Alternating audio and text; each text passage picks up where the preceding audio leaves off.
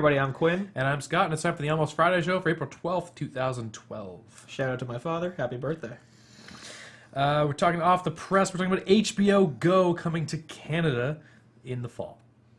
So more on that, which should be exciting because, we could get HBO kind of up here. You get HBO Canada. Yeah. We always get the short HBO stick, so hopefully that's getting longer. But it's better than no HBO stick. I suppose. Or a stick in the eye.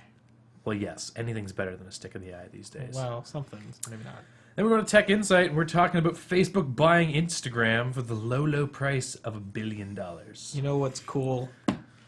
Is Zuckerberg got drunk and was taking a picture and goes, "This is awesome," and calls the guy, "I'll buy you up." No, it's what happens was he was talking to Sean guy from Napster, and he was all like, $1 million is cool, but you know what's cool? $1 billion. Yeah, especially when you get rid of it. Yeah. Just giving it away. Handing it out. Yeah. And in science this week, we're taking a look at diamond quantum computing. I don't even know what that means. So basically it's computing using diamonds. So your computer's going to be much more expensive. Does that mean that you can give your girlfriend one of these computers as like No. a ring No, it instead does of a not. ring? No. Let's get married. Here's a diamond quantum computer. Now you can do all the computations you want. Yay! In the If fist you have a of your code, hand. if you have a coding girlfriend, maybe that would work. Perhaps, yes. Graphics I didn't get you a design. diamond ring. I got you a diamond quantum computer. Yeah, just buy her a cluster instead, We're going behind the lens, and there's been some announcements from Canon. It's true. So the 1DC and the C500. Yes. So we will talk 4K. about... We're going 4K. Yeah, we'll talk about Maybe. those. Well, ish. Ish. Yeah. But without further ado, it's time for Off the Press.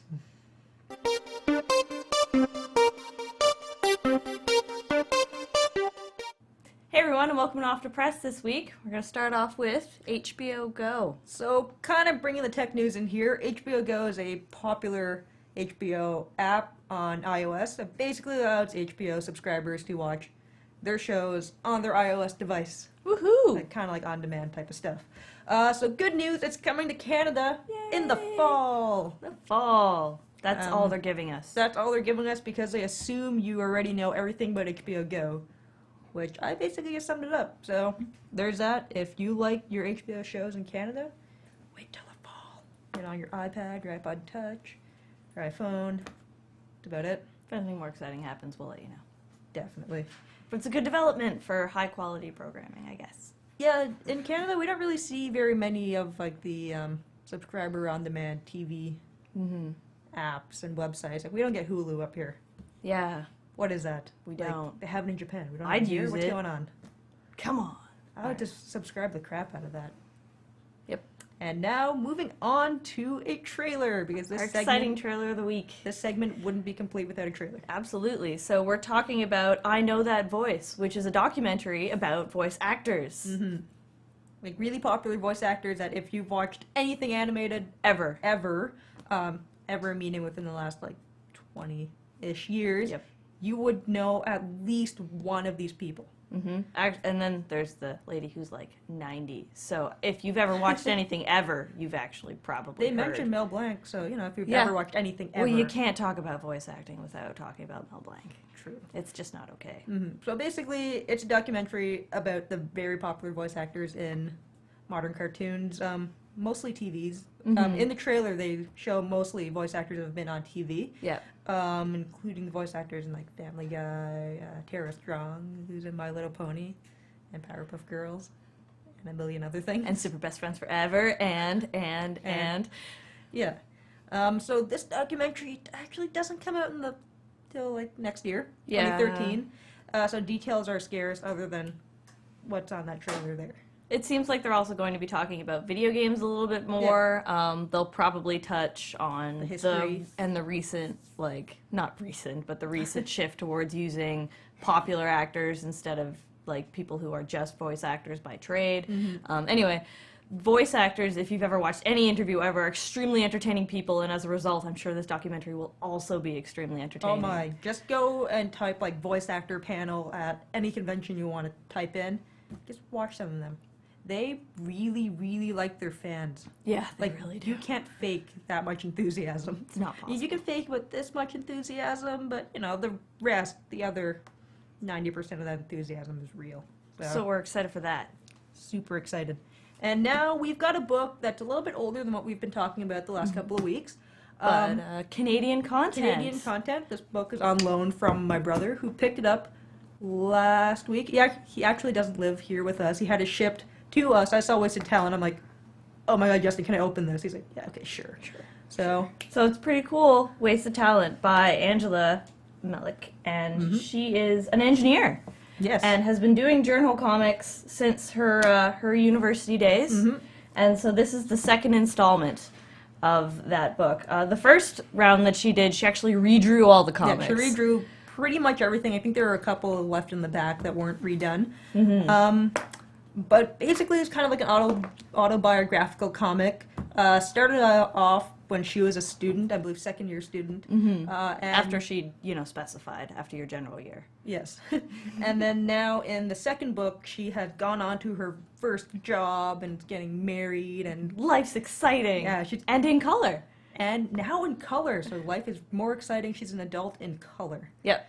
And oh my god, the colors in this it's all hand colored with markers, Which is unheard of this day and age. especially with webcomics. It's Especially with why you spend so webcomics. much time doing a webcomic, but in the printed form on this really heavy paper.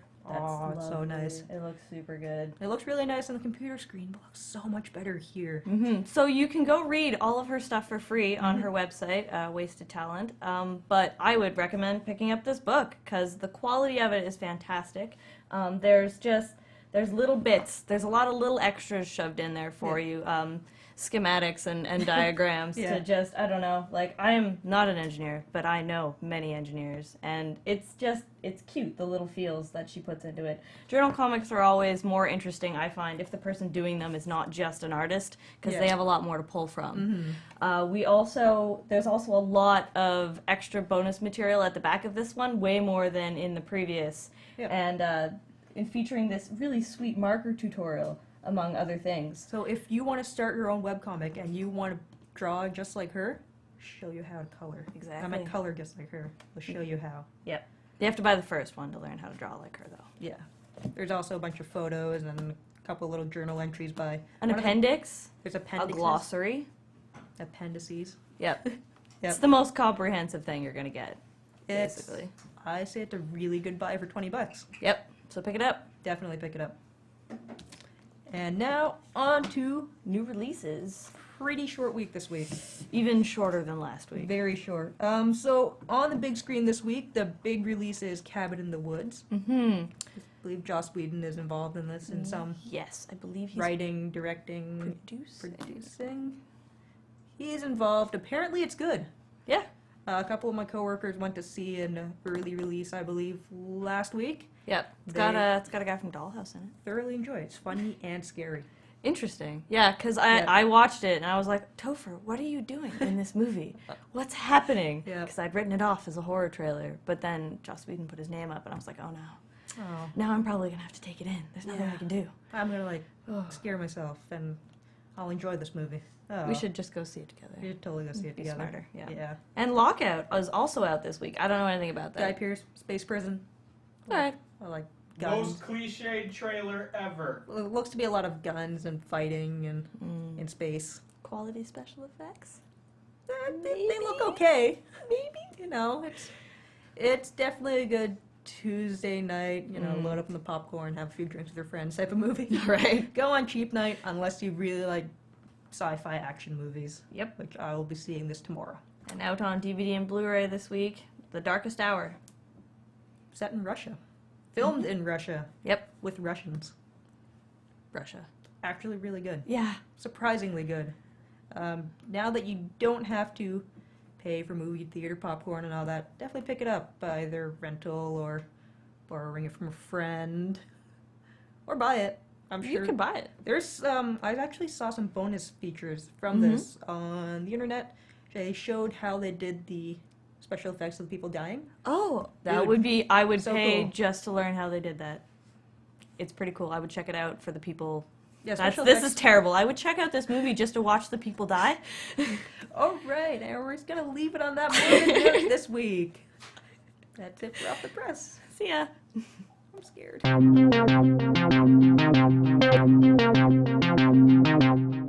Hey everybody, welcome to Tech Insight. We're starting off with some Facebook news because, hey, they bought Instagram. Yeah, so Facebook was, just walking down the street, hanging out, and then, it pulled out its iPhone to take a picture with lame filters. I mean, cool filters. And it was like, oh, Instagram, we should buy that, I guess. It kind of came a little bit out of nowhere, I think, because Facebook already has this large integrated picture thing, and you can already upload pictures to Facebook. Yeah, but I mean, Twitter had a Twitter program and then decided to buy a bunch of others just because. I guess, but they didn't. I don't know. But anyway, they've purchased it, and immediately what I found entertaining is $1 billion. Yes. Which is about $10 a user. Yes. Which is ridiculous. I think that my two favorite tweets that came out of this was the juxtaposition of Instagram existing for 551 days and being worth $1 billion, and the New York Times existing for 161 years and being worth $967 million. Yes. The other funny part, too, was according to Facebook's approximate valuation, Facebook users are worth less than Instagram users. They're worth about $7 or $8 a user, whereas apparently Instagram users are worth $10 a user, which is kind of interesting. My other favorite tweet was Kodak's value for fixing all the problems with film, 0. Instagram's value for bringing all those problems back, $1 billion.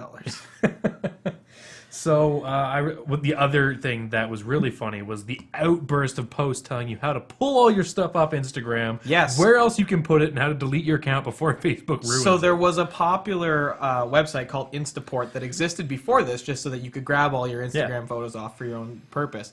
And most people were experiencing very heavy delays using the Instaport app.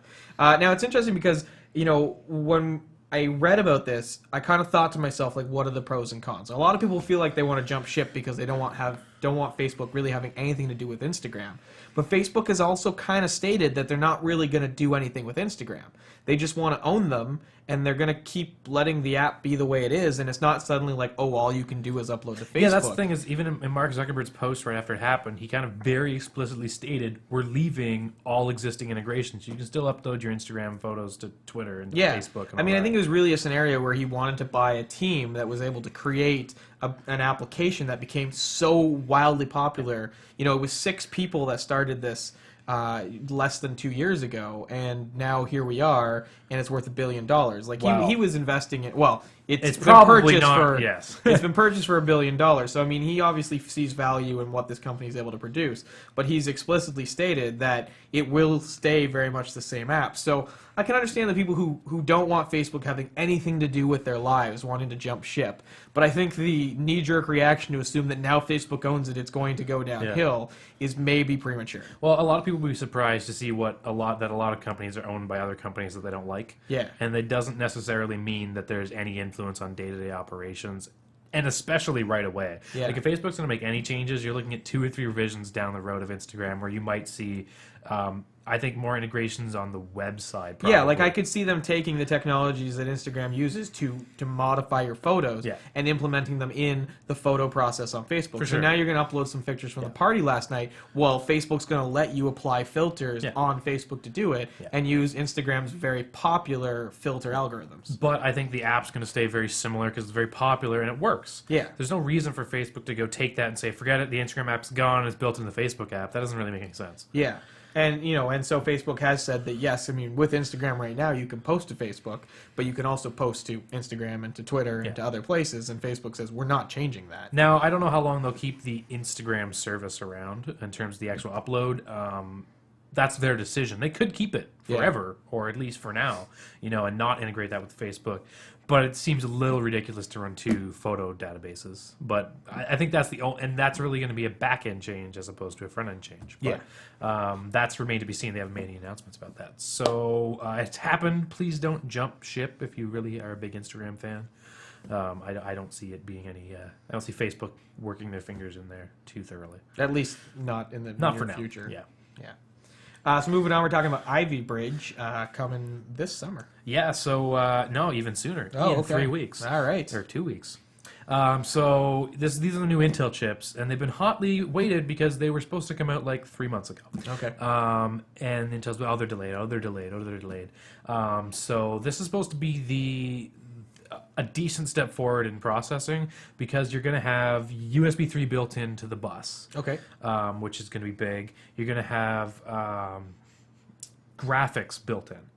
So I'm not 100% sure on the technicalities, but essentially the onboard graphics that are compatible with Ivy Bridge are so much beefier than what you can get now on Sandy Bridge. Yeah, I mean, it's really designed as a multimedia chipset. Yes, absolutely, from the ground up, right? Yeah. So it's to the point where most people, they're claiming, won't need dedicated graphics. Yeah. That's how good the integrated Unless graphics they're are going to be. gaming, right? Yeah, if you're a gamer, it's something different entirely. You know, if you're going to do a lot of, rendering or 3D things, that's different entirely. But if you're an everyday person, light gaming, watching DVDs, watching Blu-rays, you're gonna see ridiculous. Like your onboard can do it now. What they're putting in Ivy Bridge can do it and more. Yeah. So that's going to be interesting because then, when you're making a computer for grandma or for your parents, you don't have to worry about dropping $200 on a dedicated graphics card. But what's exciting now is we've heard they're finally going to start showing up. Yeah. About the 23rd of April. But they're going to be rolled out kind of interestingly. So they're going to start hitting suppliers like HP, Dell, Sony, Toshiba, Acer, all those guys in a staggered form. Okay. So you're going to see maybe HP release an Ivy Bridge computer, and then 3 weeks later, Acer will release an Ivy Bridge computer. If they're not going to all get it at the same time, which probably sucks for them, but not that many people are buying desktops anyway. Now, Apple's usually slow to start picking up Intel technologies. They just started using Sandy Bridge. Are we going to see Apple probably move to Ivy Bridge? Rumors are the MacBook Pros will have Ivy Bridge this year, Okay. and the iMacs. Now, my question is, because it's got USB 3 on the bus, Will we see it on a will Mac? we see it on a Mac? Probably not.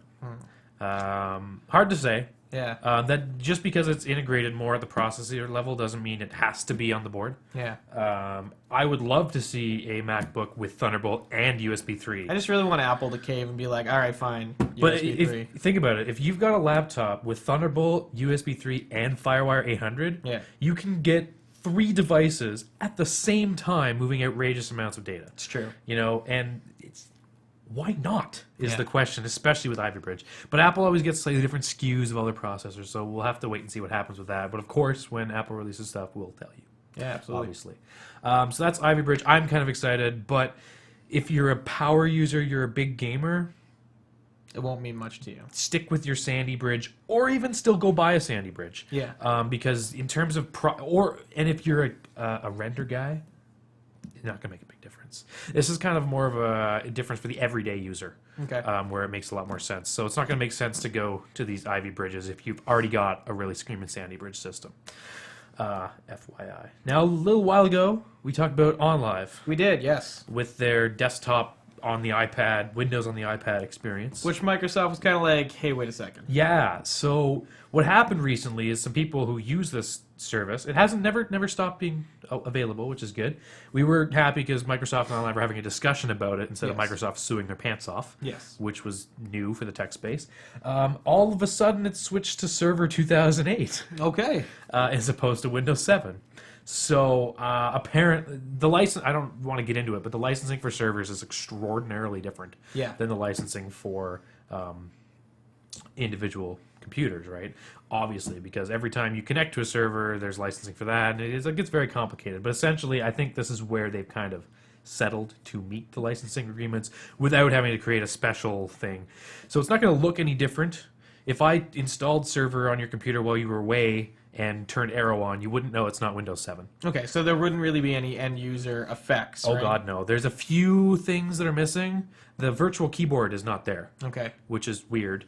But it doesn't really matter if you're using it on something like an iPad. Well, because OnLive was using the Windows virtual keyboard Okay. to type, because Okay. that's very easy to map to touch, and they've already got the keyboard, so why build your own? Yeah. But they've built their own into the app, which is probably better Yeah, I would in say the so. long run, because then they can touch optimize it a lot more. Yeah. But if you are a big fan of OnLive Desktop, it's not going to be any different unless you go look at what version of Windows you're running. All right. But hopefully this is the agreement. Microsoft hasn't said anything, but that's a pretty big change. Yeah. And server licenses are a lot more expensive than Windows 7 licenses, so I don't think OnLive would buy them unless they had figured out that this was a good move. Yeah.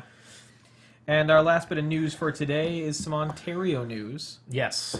We like cell phones. We don't like the stupid fees we pay for not wanting to have our cell phones anymore. Yes. And both BC and Quebec have instated laws to basically protect consumers from outrageous cancellation fees. And Ontario is now attempting to get that passed as well. Yes. So I believe it's I can't remember what minister it is, some backbencher. Consumer Services Minister Margaret Best, who's my new best friend, apparently. All right.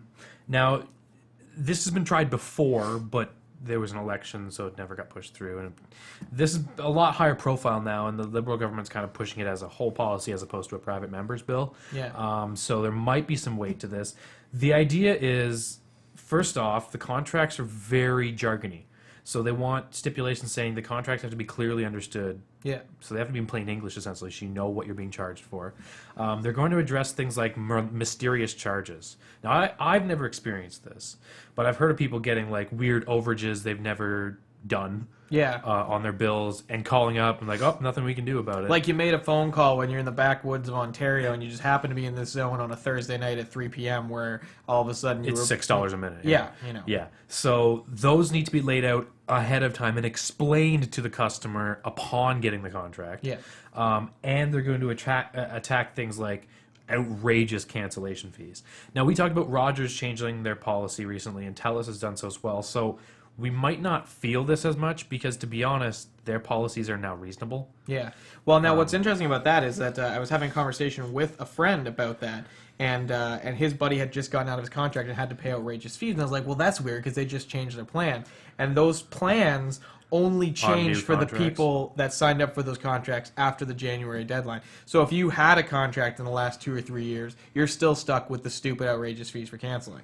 Yeah, because the old way and I think it is still that way on Bell, is you pay a certain amount per month for the rest of your contract, which ends up being way more than your phone is worth. Yes. You pay, and if you have a data plan, you have to pay a subsidy for that plan separately as well. Yeah, my buddy ended up having to pay something like $800 to get out of his contract. Which is ludicrous. Now, the way the new plans work is you pay essentially what's left on your phone tab. So if my iPhone was $600 and I paid $150 for it and then I immediately cancel it, I just pay the rest of that $600. Yeah, less the plus, $150. I think it's like a $20 fee. I think it's like $12.50 or something. Which is whatever. If it's below $50 as an administration fee, that's reasonable. Yeah. You know. Now, so the lucky thing with this would be that if they didn't state this as a government level, I would assume it would be retroactive, and so people who already signed contracts would have to then those rules would apply to them. They would have to abide by the law, right? So Yeah. you can't. The whole idea here is that especially in Canada, the States is not great either, but we get really kind of lowballed by these contracts. Yeah. Where we're stuck for 3 years. To get a new phone,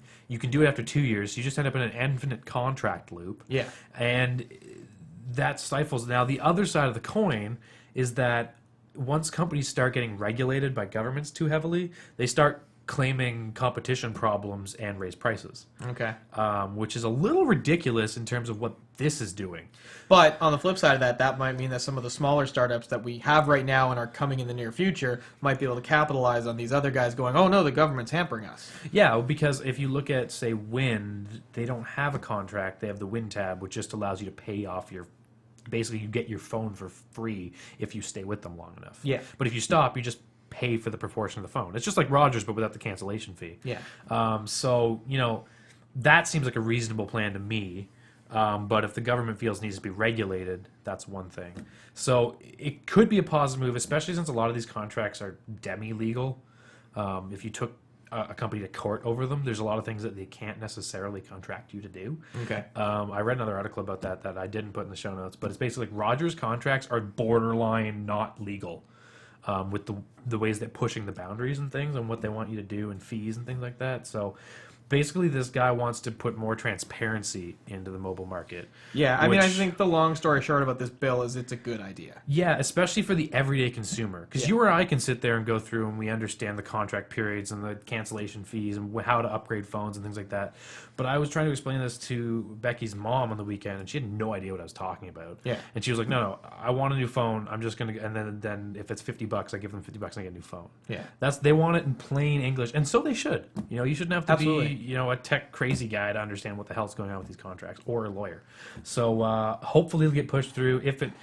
If it passes, which it should because it's Liberal supported and the NDP like it because it's pro-consumer, then hopefully Ontarians will get some protection. And that brings us to the end of Tech Insight for this week. It's kind of alive! Nah, it's still dead. Oh. Hey everyone, welcome to Science This Week. We're going to start it off with computers are a girl's best friend? Yep. So they figured out how to use, well, basically diamonds as quantum computers. Interesting. Yeah, it's actually rather. If you don't understand how quantum computing and qubits works, and I barely do, it's over my head. I mean, as soon as you get into anything quantum, Yeah. it turns into a whole new level of understanding and comprehension, which it boggles the mind. When you start reading it, you're like, oh yeah, I totally get this. And then you're like halfway down a paragraph, you're like, I was just reading words. Yeah, as soon as they start talking about spin, that's where things. Oh, and the different flavors of quark. That's Yeah. always fun too. Interesting. Those get anyway. So they figured out that they could essentially, as they describe it, use diamonds and microwaves to make or to forge, as they called it, with the defects of diamonds, almost perfectly reliable qubits. Interesting. Because qubits are they're unstable. They are both 0 and 1 at the same time. That's kind of the neat thing about it, is you can have the reason why that these calculations go so much faster on quantum computing is because they are happening simultaneously. Yeah. So it's actually really, really neat. They figured out, though, how to turn the qubit 1 or 0 reliably, stably, without screwing up the entire spin, because that's what this is relying on. One spin position is 1 and the other is 0. Yeah. I can't even really explain this all that well. I've read this a couple times now and read varying articles on it as well.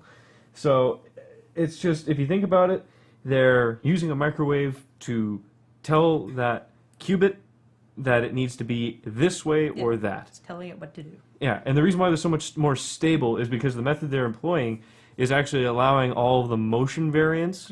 So as soon as you switch its direction, there's always an error. There's something that goes wrong. There's something that just doesn't jive.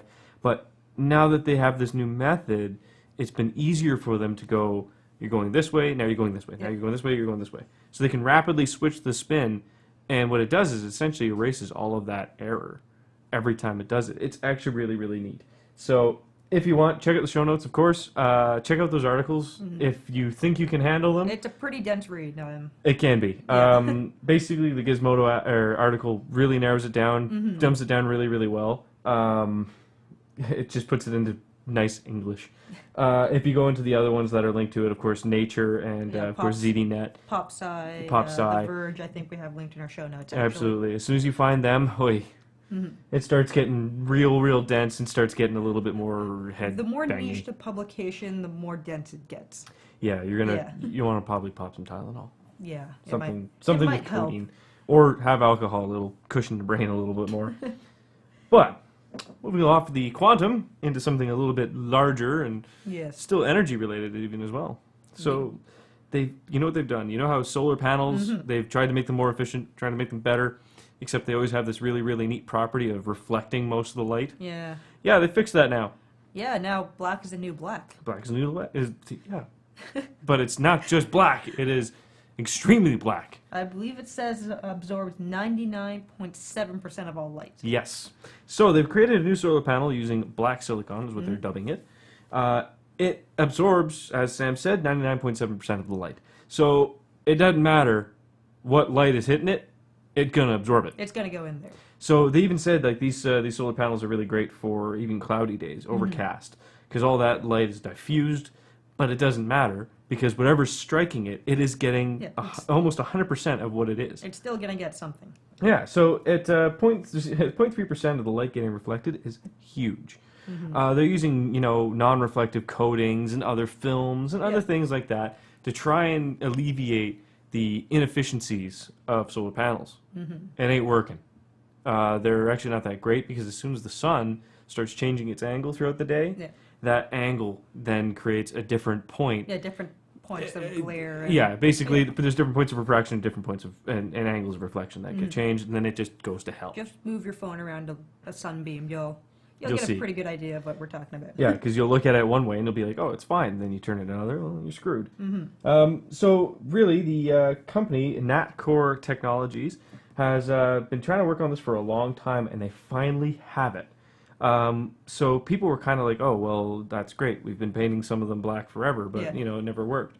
And the reason was because they were painting them black. So you're blocking the light from getting in by doing so, rather than creating the device itself to absorb all of the light and let it get turned in, use the photovoltaics. So basically what they've done is they've just made a more efficient, and when they kind of boiled it down, once this actually hits market, cheaper. Interesting. Yeah, Will it be more efficient than what's on the market now? Because I was reading down to the comments. It says basically what's commercially available for you or I to buy right now. It's about 12 to 18%. They're hoping that because of and the then amount the of rest, light. and the rest gets used in heat. And Exactly. It gets reduced down to heat. It gets Yeah. reduced down to just reflected light anyway. So what they're hoping to do is there's been hybrid systems being made now. So it's not so much just taking in the light and then the heat just gets dissipated and it's useless energy at that point. They've come up with ways that they're going to use it to, you see it most often with a lot of solar farms. Yeah. They're taking mirrors and they're heating oil, which is going through a whole bunch of systems, creating steam, Interesting. creating turbine Yeah. power and all that. So they're doing certain things like that. They're taking Yeah. that energy, whether it's coming in as light, The wasted. and then that so-called wasted heat is being used as well. So they're Excellent. trying to make hybrid systems to make it even more efficient, but at the same time, it kind of flip-flops. So is it going to be more efficient? Technically, yes. On paper, Yeah, yes. on paper it looks great, but there needs to be more testing done. So they're hoping to have all of that sorted out. They're hoping to have these on the market as soon as possible because the industry needs it. Oh, totally. So it also helps because if you put these into those solar farms, you no longer have to worry about them getting chipped and cracked and all that coating that you just spent, Yeah. billions all of your dollars. precious coating falling off or being rubbed off even by sand or dirt over many, many, many years. Exactly. So erosion's a little less, so it's kind of cool. That basically wraps it up. So we Yeah. wrapped that up on a sunny note, which is better than the last few ones. Nice. They've been pretty bad. Yeah. A lot of dystopic. I like this one. Have a good week.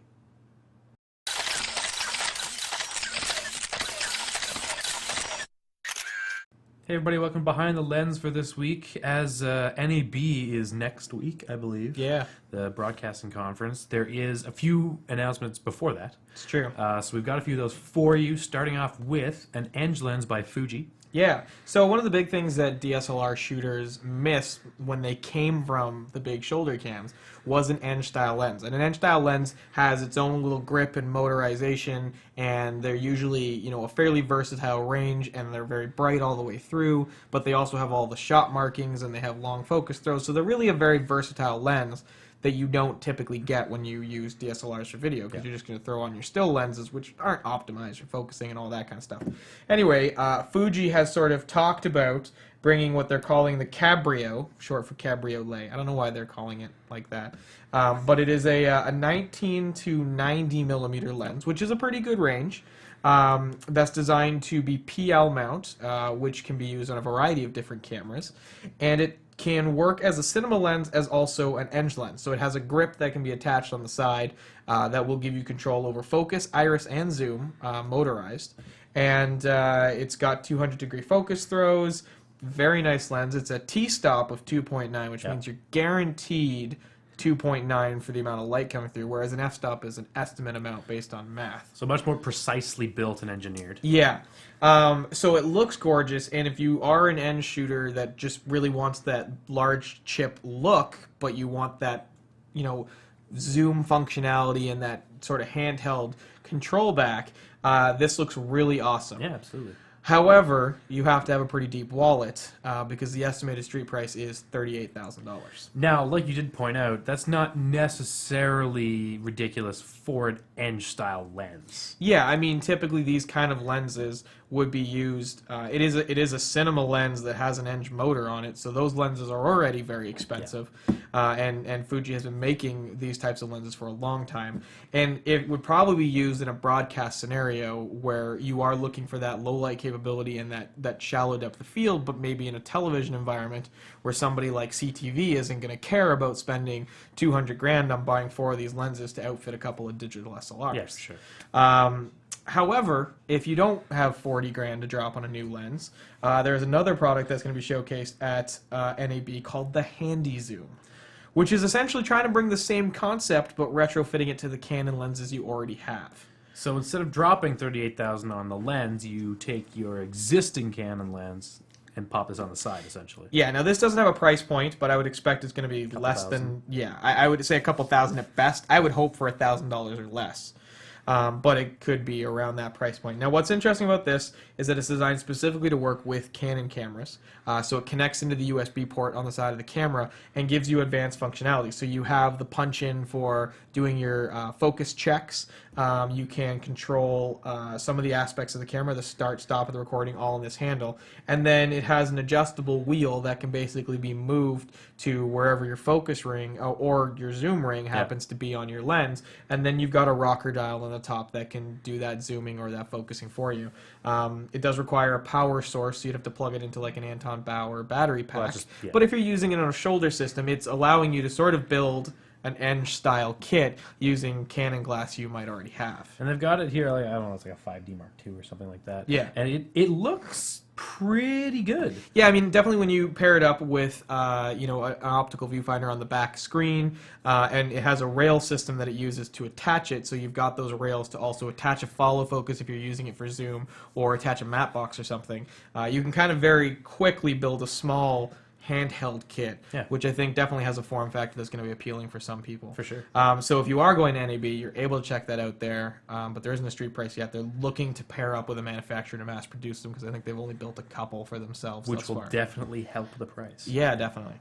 But to the big news this week, Canon has announced 2 new cameras, both in their cinema series. Yes. And the first one is the 1DC, basically a 1DX optimized for video. Absolutely. So what's interesting about this guy is it shoots 4K. Yeah. We've talked about 4K before, so we won't go into that. But this is the first time we're seeing 4K on a digital SLR. Now, what's kind of interesting about this camera is that it is a full-frame sensor on the 1DX, and it's using a modified version of that sensor. So this is a full-frame camera, but it will only shoot 4K at the APS-H crop, which is approximately Super 35 for the cropping. But you can still shoot 1080 60p using the full-frame sensor, which is something that we haven't seen on a Canon camera yet. Even the C300 doesn't do 1080 60p. So at the very least, you're going to be able to do slow motion at full high definition, but you can also shoot at 4K with the crop, which is pretty cool. But beyond that, they've added some additional features like proper HDMI out that allow you to do 8-bit 422 uncompressed recording Of 1080p. Of 1080p, not 4K. Which is basically putting it in line with what Nikon's been offering on their much less expensive D800. But you're also getting the headphone port that the 1DX doesn't have, and you're also getting Canon's Cinema Log, or C-Log as they call it, picture profile, which is on the C300, which is designed to be a flat picture profile that you can grade. Now, the idea with this is that if you shot with a C300 and also shot with a 1DX, or a 1DC, I should say, that the images would look identical from them. So you could grade them both the same, and they will both turn out the same, assuming they're shot under the same. So they're kind of building a workflow kind of type thing. Yeah, and with this guy here, it is also still a still camera. It does do 18 megapixel full frame stills at 12 frames per second, but it really has the specifications, the optimizations for video. But unlike the C300, it doesn't have things like XLR inputs, Zebra, focus assist, that kind of stuff. stuff. So Canon's really touting this guy as being something for a rig workflow where you'd be putting it in a full system where you don't necessarily care about that because you're probably using a pro monitor and you're probably using a follow focus and all that kind of stuff. So this is really Canon's aimed this, although it's a digital SLR, to be used more in a rig scenario, whereas they feel the C300 is kind of a run and gun camera in the way they've designed it. Now the big thing about this is price point. Expecting about 15 grand. Which is high. I mean, you're looking at about 8 grand for the 1DX, which was announced in October and won't be coming out till June. So I don't know what that means for this guy. Yeah, who knows? It could be swiftly after June. We're thinking probably not. Yeah. Yeah. But who knows if they're really aiming to get on it after NAB. Now, the thing is, too, if they're shipping those 1DXs, they can probably ship these because they don't have to change much. Although they do say that they've gone in and they've reworked the heat distribution and all that kind of stuff because that 4K sensor generates heat like crazy. Yeah, absolutely. Now, the other thing they announced is the big brother to the C300, which is the C500. And for all extensive purposes, it's pretty much a C300 with a 4K sensor. Yeah. Now, the difference for this is that the C300 is not a full-frame camera, and neither is this. So it is doing that 4K at that Super 35 crop.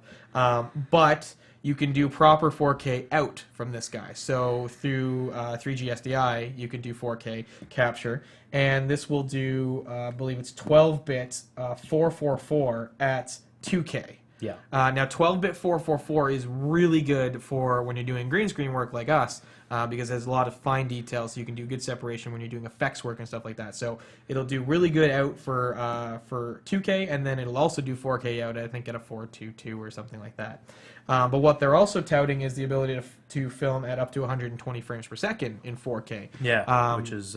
Which, when you compare it to the FS100 that we talked about last week, isn't all that special because it's doing 240 frames per second at the HD that it's doing now, and maybe potentially still doing that when it does 4K out. But it is cool that we're seeing that 120 frames per second on this guy. 30 grand though, kind of expensive. And to me, the C300 is 16 grand, right? Yeah, so this is essentially double the price for 4K. If you don't really feel you need 4K, you're not really gaining anything else from this camera. I mean, that 12-bit 444 out at 2K is... Yeah, if you're doing a lot of effects work and you want to, that could be a good option. Because but at that price point, you also might want to look at a Sony F3 instead. Once you start above 20,000, there's a lot other things to look at, right? There is, yeah. So, I mean, I think it's an interesting camera. I just feel like it's fairly pricey, especially when you consider everything that you can get with the FS700 for 8K. Yeah. It makes justifying this unless you really want to use all your Canon lenses with a native EF mount, even though you can get a really good $400 mount for your FS700. I don't know. I like it, and I like that Canon's finally trying to push some kind of boundaries with their video. But I feel like it's a bit of an odd product. They're both kind of odd products because the 1DC sort of seems to clip off the C300 in some regards, and then this seems really expensive over both of those options. And it seems like a weird way to compete with Red. Yeah, which really that's who everyone's targeting because Red's been doing 4K for a while, so they're kind of the kings of the 4K. Anyway, that's Canon's announcements this week. We don't have a product review this week, but we'll probably have something new to show you next week. But that brings us to the end of Behind the Lens. And that brings us to the end of the show this week. As always, if you got comments or questions, you can hit us up on Twitter at @almost_Friday. Or you can send us an email at contact@almostfridayshow.com. And of course, if you want to see the latest episode we posted show up in your Facebook feed, you can do that. All you got to do is search for the Almost Friday Show on Facebook and like our page. If you go out and decide to buy your girlfriend a diamond quantum computing camera or computer instead of a diamond ring, we'd really like to know how that went over. Yeah, I would, because apparently my girlfriend thinks that's going to be great, but I know it won't go well. I feel like you should hide a video camera so we can get the reaction of you getting slapped across the face. That'd be good. Yeah. And then if it's not slapped across the face, don't send us the footage.